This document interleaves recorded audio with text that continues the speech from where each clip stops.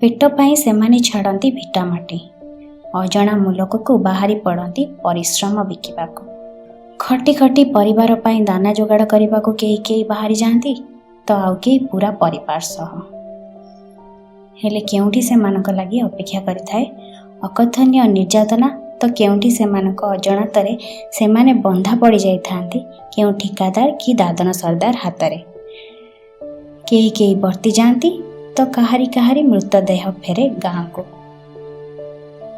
निर्दिष्ट श्रमजीवी बा व्यक्ति नुहे धीरे धीरे बहु प्रस्तीय एक शोषण व्यवस्था तैयारी हो सारी ओडिशार विभिन्न अनुन्नत इलाकारे सरुनी दादनर दुख।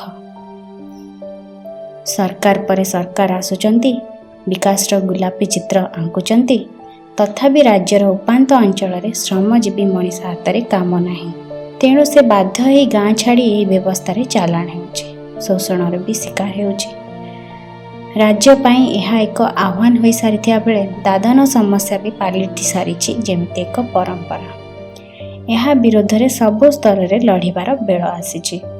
सरकारी तथ्य अनुसार स्वीकृति प्राप्त ठिकादार जरिया गत वर्ष 1,31,000 श्रमिक दादन खटिबा बाहरी जाइथिले।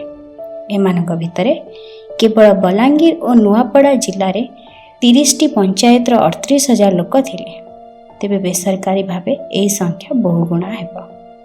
प्रतिवर्ष शह शह दादन श्रमिक निर्यातित हेउथिबा स्वेच्छासेवी उमी डानिएल कहिचंते ए शोषणर अंत केबे काहाकू जणा नाही कारण यह सब बेले दुखिनी इलाकार ताजा राजनैतिक प्रसंग पशापालीर गोटी।